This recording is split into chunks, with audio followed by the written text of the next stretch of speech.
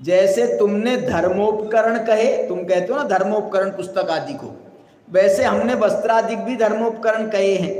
जैसे क्षुधा की बाधा आहार के लिए तुम मिटाते हो, मिटाकर संयम साधते हैं, ऐसी क्षुधा की बाधा को जैसे मिटाते हैं आहार आदि के द्वारा, तो बोले शीत आदि की बाधा वस्त्र आदि से मिटाते हैं, इसमें क्या गलत है? बात तो सही है। भाई बाधाओं को मिटाने के लिए तुमने निकाला ना रास्ता, आहार का रास्ता क्यों निकाला? तो बोले अब आहार, उसमें हमको भी सर्दी बहुत लग रही है, ठंड सहन नहीं हो रही है, तो अब उसकी बाधा को कैसे दूर करें? उसके लिए जवाब सुनो, बहुत मजेदार जवाब। वैसे ही शीत आदि की बाधा वस्त्र आदि से मिटाकर संयम साधते हैं, उसमें विशेष क्या? तो उनको कहते हैं इसमें तो बड़े दोष आते हैं। बड़े दोष का मतलब समझते हो? बात यहीं खत्म नहीं हो जाएगी। शीत की बाधा में 22 परिसर खड़े हो जाएंगे, सारे के सारे वो बाधा खड़े करने वाले 22 परिसर, और बहुत मैं अभी यहाँ कह नहीं सकता, नहीं तो बाधाएं तो बहुत प्रकार की होती हैं ना, इसी में लिखा है देखो। हाँ, कोई कहते हैं इसमें तो बड़े दोष आते हैं, कोई कहते हैं कि काम विकार उत्पन्न हो तब स्त्री सेवन करे, तो इसमें क्या विशेष? भाई हमको काम विकार की बाधा हो गई है, अब क्या करें? काम विकार की बाधा हो गई है तो उसका रास्ता तो निकालना पड़ेगा। उनने रास्ते निकाले हैं, उनने ये रास्ते बताए हैं,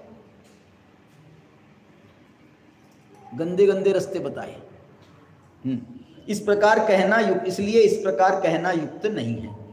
क्षुधा की बाधा तो आहार से मिटाना युक्त है, आहार के बिना देह अशक्त हो जाता है, तथा छूट जावे तो अपघात का दोष आता है, छूट जाए शरीर तो अपघात का दोष आता है। परंतु शीत आदि की बाधा तो अल्प है। शीत की बाधा का उपाय हम बताते हैं, तो देखो जयचंद जी बता रहे, यह तो ज्ञानाभ्यास आदि के साधन से ही मिट जाती है, इसके लिए पल्ली की क्या जरूरत है, कंबल की क्या जरूरत है? बोले ये तो उपयोग हटा दो वहां से तो ही हट जाता है। अपवाद मार्ग कहा, वह तो अपवाद मार्ग तुम्हारे यहाँ है क्या? नहीं, दिगंबरों के यहाँ ऐसा पूछ रहे हैं श्यामबर।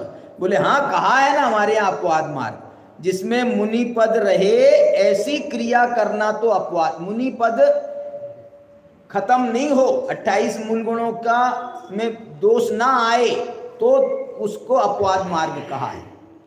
परंतु जिस परिग्रह से और जिस क्रिया से मुनिप्रद भ्रष्ट होकर गृहस्थ के समान हो जावे, वह तो अपवाद मार्ग भी नहीं है।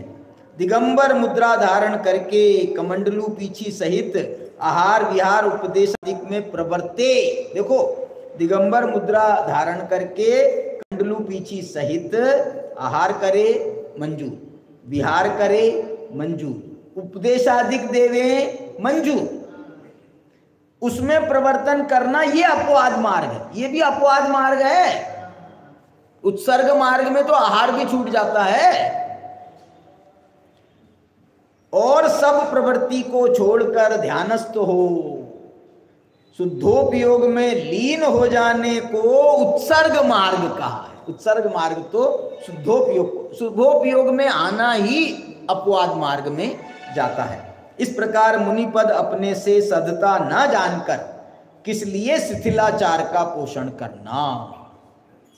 मान लो ना भैया कि हमसे नहीं सध रहा है, मुनिपद की सामर्थ्य ना हो तो श्रावक धर्म ही का पालन करना।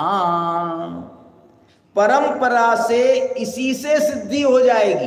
देखो यहाँ पर ये भी नहीं लिख रहे हैं, लेकिन परंपरा शब्द डाल दिया। परंपरा से माने बाद में तुम मुनि जब अच्छे से योग्य हो जाओ तो मुनि बन करके मोक्ष हो जाएगा तुमको भी। जिन सूत्र की यथार्थ श्रद्धा रखने से सिद्धि है, इसके बिना अन्य क्रिया सब ही संसार मार्ग है, मोक्ष मार्ग नहीं है। इस प्रकार जानना। ये 18वीं गाथा का ये भाव बहुत अच्छा खोला था, इसलिए मैंने आपके सामने पढ़ा। आगे की चर्चा फिर करें।